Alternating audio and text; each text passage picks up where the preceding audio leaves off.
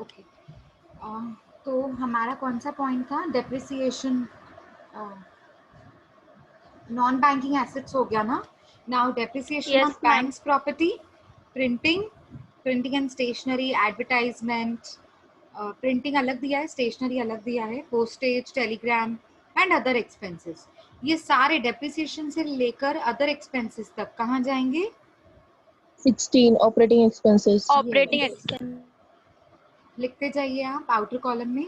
Depreciation 19,500, printing 4,500, advertisement 1,500, stationery 7,500,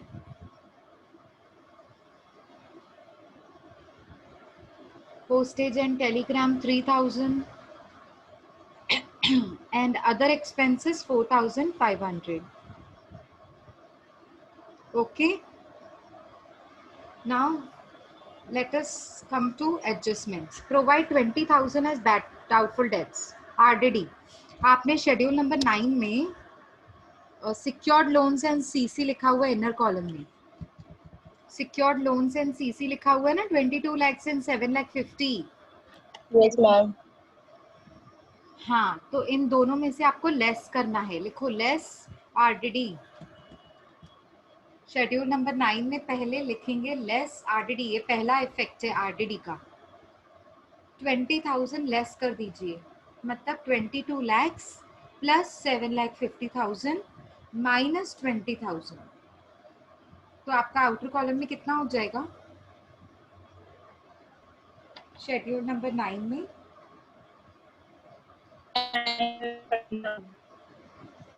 नहीं, मुझे नहीं समझ में आया. 29, 30,000. हाँ बराबर.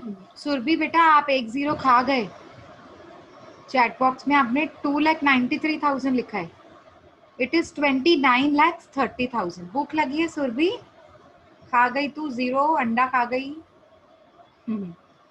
ध्यान दो, 29,30,000 है वो. ठीक है, 1 0 भी चला गया ना आपका तो गया पूरा सम रॉन्ग, मतलब टैली नहीं होगा. 1 0 का कितना मायने होता है, देखो कितना इम्पोर्टेंस होता है. चलो नेक्स्ट. अभी 20,000 जो आरडीडी आपने शेड्यूल नंबर 9 से लेस कर दिया, उसका सेकेंड इफेक्ट कहाँ जाएगा? Profit and loss provision. Very good. Profit and loss account में जाइए. एक मिनट, and 2 control. प्रोविजंस है ना अभी. Point number A and point number D, 2 provisions है, एक आरडीडी वाला एक टैक्सेस वाला. तो आप वर्किंग नोट बनाएंगे. जाइए एक वर्किंग नोट बनाइए. Working note number 1 schedule number 16 के नीचे बना दो. लिखो working note number 1 provisions and contingencies. Heading दो प्रोविजंस एंड कॉन्टीजेंसीज. अब वहां पर लिखो पहला नीचे फर्स्ट आरडीडी 20,000, आरडीडी 20,000. और भी कोई प्रोविजन है? हाँ, प्रोविजन फॉर टैक्सेस. देखो लास्ट एडजस्टमेंट 40,000. लिखो provision for taxes 40,000. So 20 and 40 total कितना होता है? 60. यस 60. सो आप प्रोविजंस एंड कॉन्टीजेंसीज में जाएंगे प्रॉफिट एंड लॉस के मेन फॉर्मेट में. प्रॉफिट एंड लॉस का मेन फॉर्मेट निकालिए. वहां पर आपको प्रॉफिट एंड लॉस Inner का column. मेन फॉर्मेट में शेड्यूल नंबर 16 के नीचे आपको प्रोविजन एंड कॉन्टीजेंसीज दिखेगा. वहां पे पहले ब्रैकेट में लिखिए working note number 1. Working note number 1 और उसके इनर कॉलम में लिखे. इनर कॉलम ध्यान से सुनो. इनर कॉलम में लिखेंगे 60,000, नॉट 20,000 बट 60,000, क्योंकि अभी अभी हमने 40,000 प्रोविजन फॉर टैक्सेस भी ऐड किया. ठीक है, मतलब आरडीडी के 2 इफेक्ट्स हो गए, less from schedule number 9 and second provisions में. अच्छा टैक्सेस पे आ जाओ. अभी पॉइंट नंबर डी पे आ जाइए. पॉइंट नंबर डी मतलब फोर्थ एडजस्टमेंट. उसका आपने टैक्सेस में अभी अभी पहला इफेक्ट दिखाया ना. प्रोविजंस एंड कॉन्टीजेंसीज में 40,000 ऐड किया, मतलब वहां पे आपने पहला इफेक्ट दिखाया. दूसरा इफेक्ट क्या होता है? Provisions. Schedule number 5. Yes, Others. Provision for taxes. इसका Other सेकंड इफेक्ट liability. होता है schedule number 5 other liabilities. Schedule number 5 में जाएंगे, लिखेंगे provision for taxes, outer column 40,000। मतलब अभी भी 40,000 के भी दो इफेक्ट्स हो गए। That is provision for taxes. पहला प्रोविजंस एंड कॉन्टीजेंसीज में, दूसरा शेड्यूल नंबर 5 अदर लाइबिलिटीज। ठीक है, first adjustment and fourth adjustment हो गई। अब सेकेंड एडजस्टमेंट देखिए, provide 25,000 on bill discounted but not matured, मतलब ये रीबेट था। इसके हमने दो इफेक्ट्स ऑलरेडी दिखा दिए हैं। एक बार चेक भी करेंगे, शेड्यूल नंबर 13 में से लेस किया होगा और शेड्यूल नंबर 5 में दिखाया होगा। Yes, ma'am. Okay, last adjustment है आपका third adjustment, acceptance and endorsements on behalf of customers amounting to Schedule number 12. इसका सिर्फ एक ही इफेक्ट होता है, ये शेड्यूल नंबर 12 कॉन्टिजेंट लाइबिलिटी होता है। Yes. Yes, दिखा ma'am. दो, हाँ शेड्यूल नंबर 12 में दिखा दीजिए एक्सेप्टेंस एंड एंडोर्समेंट्स। इतना भी लिखेंगे ना तो भी चलता है, वो ऑन बिहाफ ऑफ कस्टमर्स ही होते हैं। आप कस्टमर्स के बिहाफ पे बिल्स को एक्सेप्ट कर रहे हो, एंडोर्स कर रहे हो। ठीक है, तो जब तक ड्यू डेट नहीं आती है तब तक लाइबिलिटी पता नहीं चलती कि लाइबिलिटी हुई है कि नहीं हुई है। सो इट मे और मे नॉट अराइज ना, इसके लिए इसको कॉन्टिजेंट लाइबिलिटी में डाला जाता है। And the amount is 4 lakhs। अभी आप जानते हैं कैसे क्लोज करना है। शेड्यूल नंबर 13 से लेकर 16 तक पहले क्लोज करेंगे। ध्यान से सुनो, शेड्यूल नंबर 13 से लेकर 16 तक पहले क्लोज कीजिए। बताइए शेड्यूल नंबर 13 का टोटल कितना है? 11,75,000. Okay, 11,75,000. Very good. Schedule number 14. 14. 1,95,000. Very good. 1,95,000. Next, schedule number 15. 5,25,000. 5,25,000. Very good. Schedule number 16. Yes. 2,70,000. Yes. 2,70,000 is schedule number 16. The total of schedule number 16. अब आप क्या करेंगे, ये चारों को हम मेन फॉर्मेट में लेके आएंगे। पीएनएल में आ जाइए, पीएनएल के मेन फॉर्मेट में आ जाइए। 13 एंड 14 दोनों के टोटल्स को इनर कॉलम में लिखेंगे और 13 एंड 14 का टोटल बताएंगे आप मुझे। पहले 13 का टोटल था 11,75,000, 14 का टोटल था 1,95,000। तो दोनों का टोटल कितना हो जाएगा?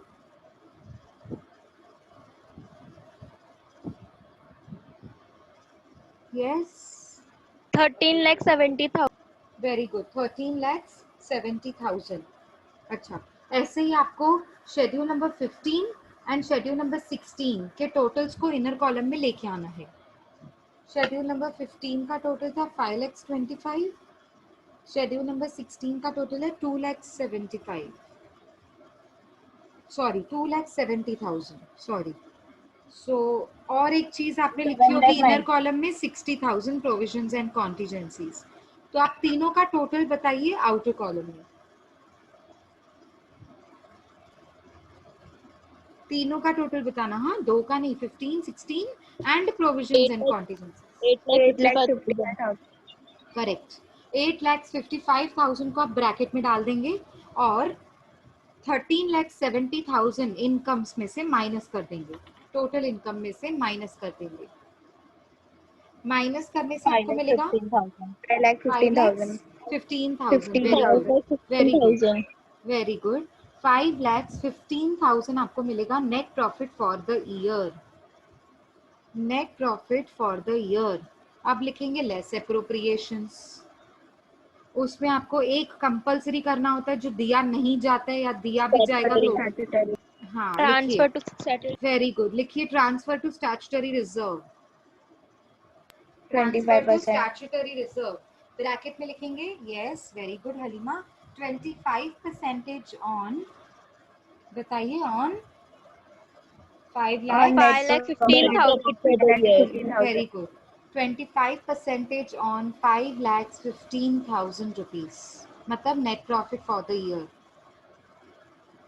Okay, so 25% on 5,15,000. How much is that? 12,870. 12,000. फिर से बोलो 1 12,000. lakh 28,750. 1,28,000. Okay. 1,28,750. Okay. That is my statutory reserve. 1,28,750. Okay, ये लेस कर दोगे आप. आउटर कॉलम में लिखेंगे 1,28,750 और इसे लेस किस में से करना है? 5,15,000 में से. तो आपका आंसर क्या आएगा? Net retained earnings 3,86,250. 3,86,250. Very good. 3,86,250 rupees. ये हो जाएगा आपका balance carry down to balance sheet. Balance carry to balance sheet. Bracket में रिजर्व्स एंड सरप्लस 3,86,250. ठीक है, अब ये लेके जाएंगे, लेकिन 3,86,250 लेके जाने से पहले स्टैट्यूटरी रिजर्व का सेकेंड इफेक्ट दिखाना बाकी है. स्टैट्यूटरी रिजर्व कितना आया था आपका? 1,28,750. उसका आपने एक इफेक्ट दिखाया, less from appropriations, less from net profit दिखाया ना. इसका सेकेंड इफेक्ट क्या होता है स्टैट्यूटरी रिजर्व्स का? Number 2. Reserve and Number 2. Very good, very good. जाइए reserves and surplus schedule number 2 में लिखेंगे. आपने ऑलरेडी लिखा है रिजर्व फंड. रिजर्व फंड को आपने इनर कॉलम में लिखा है. कितना लिखा था रिजर्व फंड बताएंगे? 10 lakhs. 10 lakhs. 10 lakhs आपने इनर कॉलम में लिखा था ना. वो इसलिए लिखा था कि ये लास्ट ईयर का रिजर्व है स्टैट्यूटरी का, स्टैट्यूटरी रिजर्व. अब करंट ईयर का कितना है वो ऐड कर देंगे इसमें. तो लिखिए add transfer to statutory reserves bracket में current year. Add transfer to statutory reserve bracket में current year and the amount is 1,28,750. दोनों को ऐड करके आउटर कॉलम में लेके आएंगे and the amount will be 11,28,750. Yes, perfect. 11,28,750. अब आप जो रिटेन्ड अर्निंग्स वाला प्रॉफिट था ना, जो लेफ्ट ओवर प्रॉफिट था, कितना था वो? 3 लाख समथिंग 86,250 कुछ ऐसे ही था. उसे लेकर आएंगे रिजर्व्स एंड सरप्लस में, तब जाके बैलेंस शीट टैली होगा. तो आप याद रखें, जब हम फाइनल अकाउंट्स बनाते हैं तो स्टैट्यूटरी रिजर्व्स को भी रिजर्व्स एंड सरप्लस में दिखाना पड़ेगा और प्रॉफिट एंड लॉस का जो रिटेन्ड अर्निंग्स बैलेंस है उससे भी दिखाना पड़ेगा रिजर्व्स एंड सरप्लस में, तब जाके बैलेंस शीट टैली होता है. दोनों में से एक भी नहीं हुआ ना तो टैली नहीं होगा बैलेंस शीट. लिखिए profit and loss account bracket में retained earnings reserves and surplus में. हाँ, schedule number 2 profit and loss account bracket में रिटेन्ड अर्निंग्स, और ये वो अमाउंट है जो लास्ट में आपके पास बचता है प्रॉफिट एंड लॉस अकाउंट में से. That is 3,86,250. अब आप क्या करेंगे? शेड्यूल नंबर 1 से लेकर शेड्यूल नंबर 12 तक सबको क्लोज करिए और टोटल्स बताते जाइए मुझे. शेड्यूल नंबर 1 का टोटल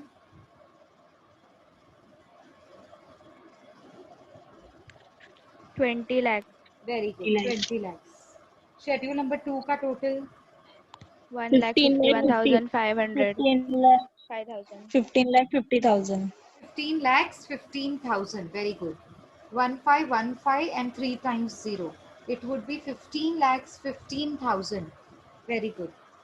Deposits का total, schedule number 3 का total 37 37 lakhs. 37 lakhs. Schedule number 4 का total 10,50,000. 10,50,000. Very good.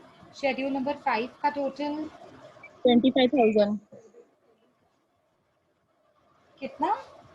65,000. 65,000. Yes, किसी ने 25 बोला. 65 होगा ना. दो चीजें दिखाई हैं आपने इसमें, रिबेट और टैक्स. Provision for tax. हाँ, 65 होगा. शेड्यूल नंबर 5 का टोटल होगा 65,000. शेड्यूल नंबर 6 का टोटल Nil है. ओके नील. शेड्यूल नंबर 7 का टोटल 30 lakhs. जी फिर से बोलिए. 30 lakhs. 30 सुनाई नहीं दे lakhs. रहा है? हाँ अभी सुनाई दिया. 30 lakhs. 30 lakhs. Very good. Schedule number 8 का total 13 lakh. Very good 13 lakhs very good. Advances schedule number 9 का total 29 lakh 29 lakh 30,000. 30,000. Very good 29 lakhs 30,000. Schedule number 10 का टोटल 1 lakh. सॉरी फिर से बोलो नहीं सुनाई दिया. 10 lakh. 10 lakhs 10 very lakh. good. 10 lakhs very good. Schedule number 11 1 lakh. 1 lakh. 1 lakh. Schedule number 12 4 lakh. 4 lakh. 4 lakhs. अब आप क्या करेंगे? शेड्यूल नंबर 1 से 5 तक इनर कॉलम में लिखेंगे और फिर टोटल. शेड्यूल नंबर 6 से लेकर 11 तक इनर कॉलम में लिखेंगे और फिर टोटल बताएंगे. और शेड्यूल नंबर 12 को टैली फिगर के नीचे आउटर कॉलम में लिखना चाहिए. आपको पता ही है फॉर्मेट, हम बहुत सारे सम्स ऐसे कर चुके हैं बैलेंस शीट के. तो आप अभी टैली कीजिए और मुझे बताइए टैली फिगर क्या है. So your tally figure is 83,30,000. ठीक है. एंड टैली फिगर के नीचे आपको शेड्यूल नंबर 11 के बाद जो टैली फिगर आया ना 83,30,000 उसके नीचे आपको लिखना पड़ेगा शेड्यूल नंबर 12 आउटर कॉलम. क्या था अमाउंट शेड्यूल नंबर 4 12 lakh का? था. 4 lakhs. वो आप आउटर कॉलम में लिख दीजिए. And your sum is over. We are done for the day. So हुआ सबका हुआ टैली हुआ. Yes. Okay very good. चलो कीप इट ऑन. आपको मैंने जो होमवर्क दिए हैं वो पूरे कीजिए और 1.32 वाला भी होमवर्क है लेकिन वो आपको थोड़ा एक आध सम्स हो जाए. देखो आपको कॉन्फिडेंस लगे तो आप वो भी सम कर सकते हैं. फाइनल अकाउंट्स वाला सम है. कॉन्फिडेंस नहीं आएगा तो एक हाथ सम हम और करने वाले हैं फाइनल अकाउंट्स की. आप फिर कर लीजिएगा एज योर विश. ठीक है. So shall Yes, I ma'am. Wind up? Yes. Okay okay. Bye everybody. Keep practising and Ma'am, portion. Revise करते Ma'am, रहिए. internal portion. हाँ जी वो मैं दे देती हूँ आपको. बट उसके पहले आपको होमवर्क सारा ख़त्म करना है जो हम थर्सडे को डिस्कस करेंगे.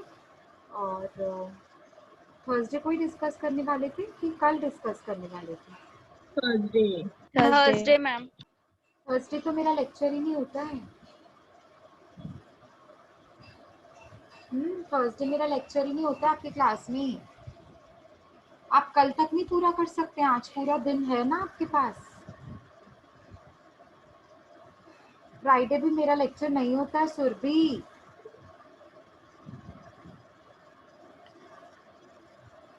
ठीक है कोई नहीं हम सैटरडे को कर लेंगे डिस्कस. ठीक है. Okay, ma'am. यहाँ पर आपको होमवर्क करना है पूरा. ठीक है.